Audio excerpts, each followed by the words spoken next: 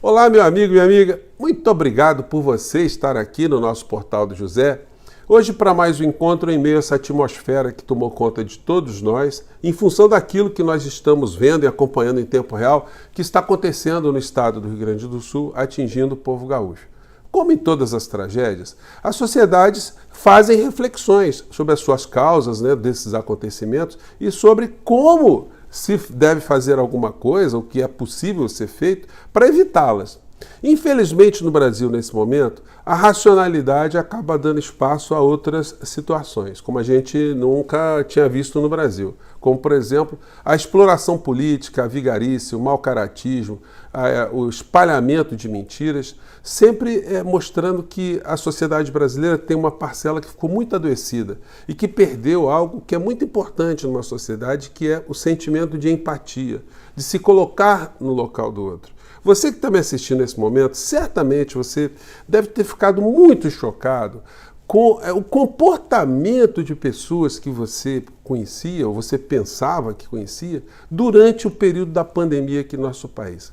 O desapreço, a coisificação de seres humanos, o pensamento negacionista, o pensamento irresponsável, o comportamento irresponsável que atingiu tantas pessoas, comandadas ali por uma pessoa absolutamente insana.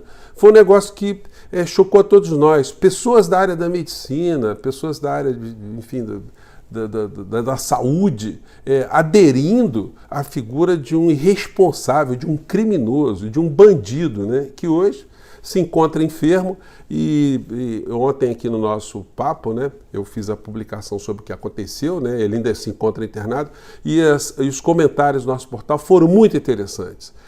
Quase que a integralidade das pessoas que escreveram aqui estão torcendo para a figura se recuperar, para que ele possa responder pelos crimes que ele cometeu contra o nosso país. Enfim, e isso irá acontecer. Bom, eu vou conversar com vocês sobre o que está acontecendo, trazer aqui algumas imagens e algumas situações que extrapolam o nosso território aqui, as coisas que acontecem no Brasil, para a gente entender como é que nós estamos diante desse problema e para onde nós poderemos ir, diante de tudo que está acontecendo. Tem situações muito interessantes aqui no nosso papo de hoje, mas antes de mais nada, eu quero convidar você que está chegando agora ao nosso portal e ainda não nos conhecia, para que você se inscreva aqui conosco, venha fazer parte aqui das nossas atividades, conheça também os nossos outros vídeos.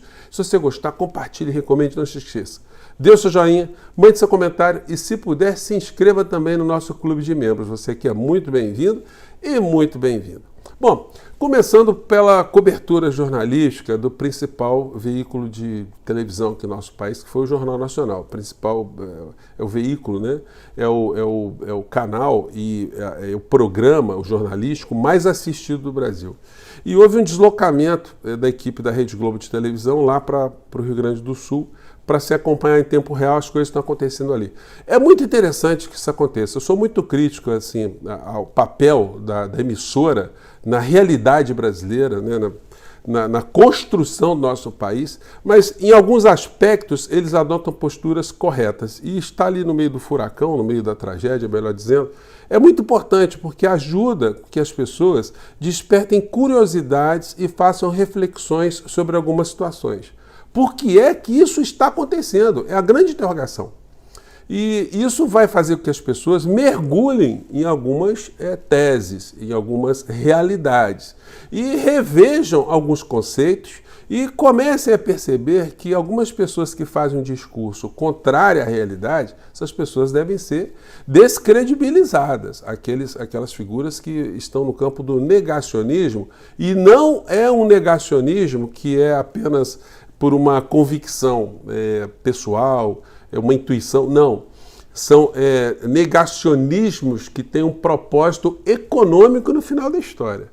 Porque negar o aquecimento, as mudanças climáticas no planeta, é fazer coro a quem não quer ceder absolutamente nada para contribuir para que se reverta uma tendência que nós estamos vendo no planeta. Então, a Globo foi para lá, mas tem um aspecto sempre muito importante que os grandes veículos de comunicação, não só no Brasil, mas no mundo, fazem, que é o seguinte: eles abordam a tragédia, eles abordam os dramas pessoais, eles colocam ali as situações em evidência, os sentimentos de solidariedade, o que está se fazendo, as operações, os atos de heroísmo, os atos de abnegação, os atos de renúncia, de resiliência, enfim. Mas não abordam em profundidade por que é que aquilo aconteceu.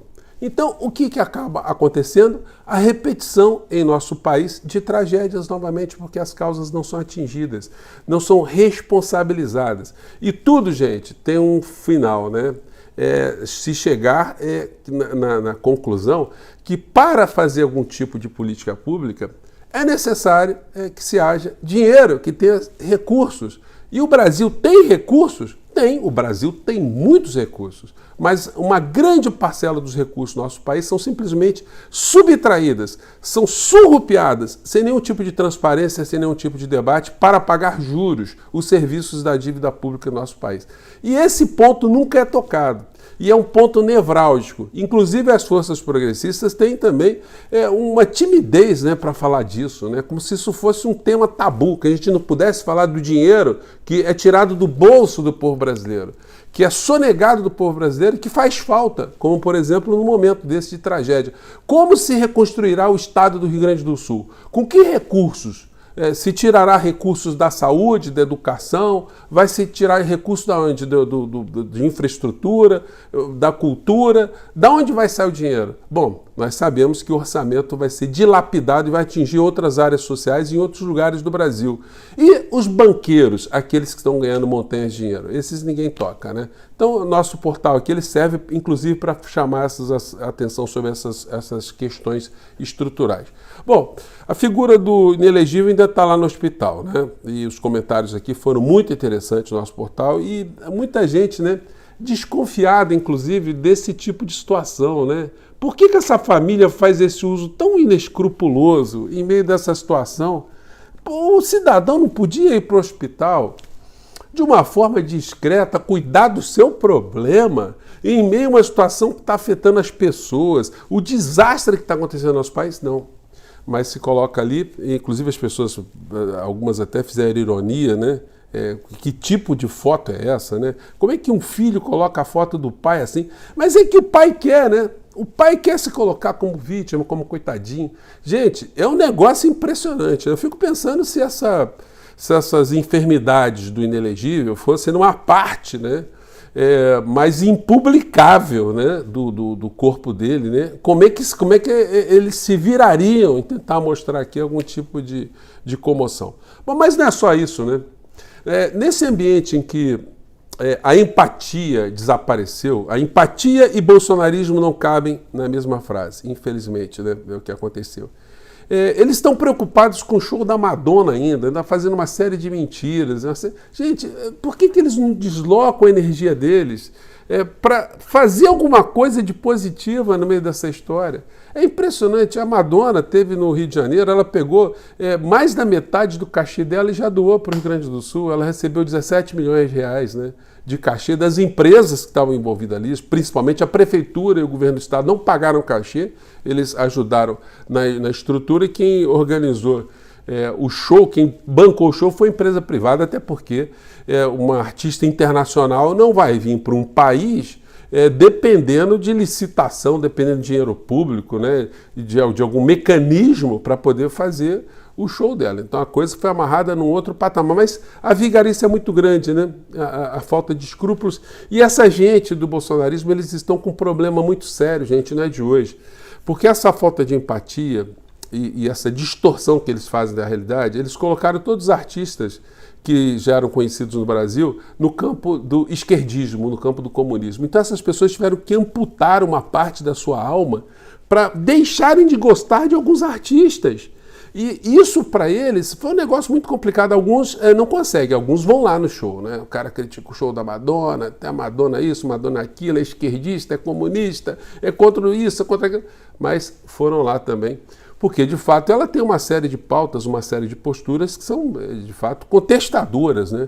Como os maiores artistas do mundo, né? Mas essa gente aí, enfim. E aqui que o Dudu Bananinha colocou, além de ter colocado a foto do papai, ele ainda colocou isso aqui, ó, ainda foi pescar. O Dudu Bananinha estava curtindo o show da Madonna, né? Só pode, né, Dudu? Tá lá. E, além de tudo, público gay venerando Che Guevara, famoso assassino de gays. Então, quem é taxado de homofóbico porque defende gay, está tudo certo. Gente, eles vão pensar isso. É um negócio impressionante, né? É a patrulha gay, né? Isso Freud explica, tá? Pessoas que têm muito essa compulsão com determinadas situações, elas têm que se resolver interiormente, né? Elas têm que, para ficar em paz com elas, precisam assumir algumas situações, né? E aí vai o suprassumo da canalice. Tem mais aqui, tá? Aí o Dudu Bananinha ainda publica isso aqui, ó, no meio da tragédia. Olha a preocupação, gente. Isso não é uma coisa de um demente, de uma pessoa que tem um desequilíbrio mental. Também é a inversão da lei de Darwin, né?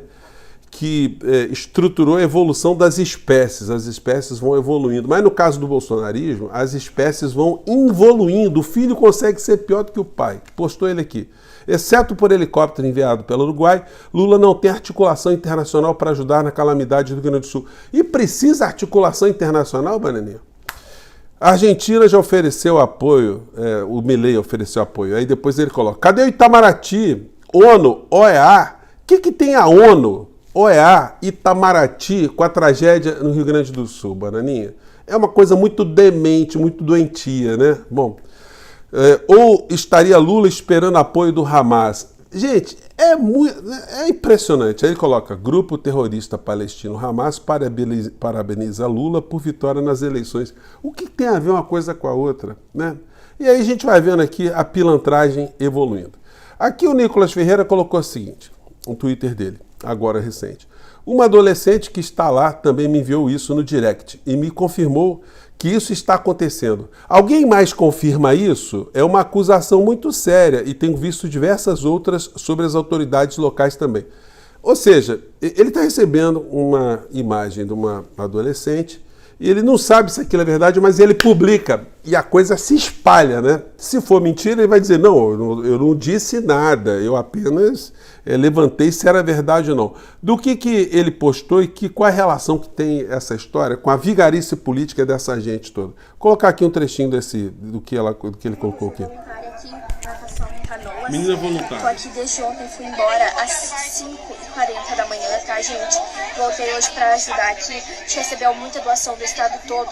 Só que seguinte, a mulher do prefeito de Canoas chegou aqui 4 horas da tarde, não botou a mão em nada pra ajudar, nada aqui dos voluntários. E ela barrou todo mundo que tava aqui pegando as coisas, a gente ajudando aqui, ó, entregar pro povo com fome, o povo saindo da água agora.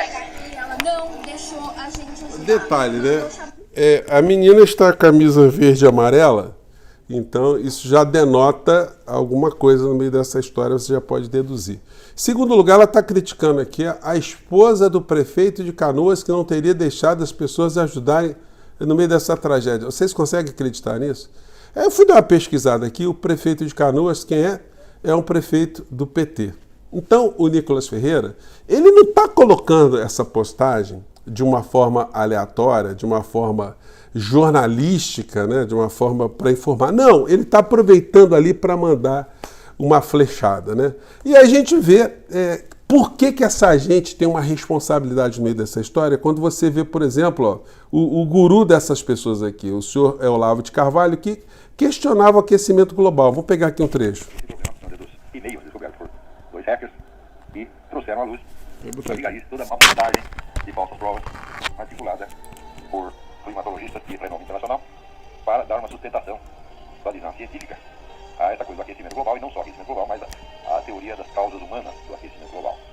É muito importante entender que esses cientistas que foram assim desmascarados não são cientistas quaisquer, mas são os principais autores do relatório do painel intergovernamental das Nações Unidas sobre a mudança climática, o IPCC. Então, o Olavo de Carvalho dizendo que tudo é conspiração para criar um governo global, né? Aqui no Brasil a gente tinha comportamento que se alinhava a isso da figura do inelegível quando ele dizia o seguinte. Polêmica. Um grande passo, depende do parlamento, vão sofrer pressões dos ambientalistas? Esse pessoal do meio ambiente, né? Se um dia eu puder, eu confio na Amazônia, já que eles gostam tanto do meio ambiente. Esse é o pensamento do negacionista genocida, né? E a coisa vai se desenvolvendo em vários outros países também. A gente pega aqui o Trump dizendo aqui na matéria, ó, vamos pegar aqui. Trump rejeitou o alerta central na avaliação nacional do clima, que indica que haverá perdas de centenas de bilhões de dólares até o final do século devido à mudança climática, se não houver uma mitigação global substancial e sustentada. Os efeitos afetarão o comércio global, os preços de importação e exportação e os negócios. Tem uma razão econômica muito forte no meio dessa história toda, que é o seguinte: você, para combater o aquecimento global, você tem que mudar as plantas de industrialização, os métodos, enfim. E a gente vai pegando os extremistas de direita reproduzindo esse discurso. Olha o debate que teve na Argentina para a presidência da República e dizia Milei. Donde sabe qual é a diferença com os 4 anteriores? Que antes no estaba el ser humano y ahora sí está el ser humano. Por lo tanto, todas esas políticas que culpan al ser humano del cambio climático son falsas y lo único que buscan esas políticas então, aqui outro negacionista também das alterações climáticas, porque ele dizendo o seguinte, que o mundo já passou por vários ciclos, né? Pelo menos 4 ciclos, e nós estamos agora diante de um novo ciclo, que é inevitável. Então o ser humano não tem nada a ver com isso, são ciclos que acontecem, enfim. É um negacionista para se manter tudo aquilo que está errado no planeta funcionando erradamente ou erroneamente para favorecer as indústrias que não estão se preocupando com o meio ambiente, os poluidores que não estão preocupados com o meio ambiente, os desmatadores, o agronegócio predatório que desmata para colocar cada vez mais os seus negócios em primeiro lugar, enfim. São situações aí, gente, que nos remetem a muitas reflexões, né? E, enfim, e o nosso portal está aqui para ajudá-las, né?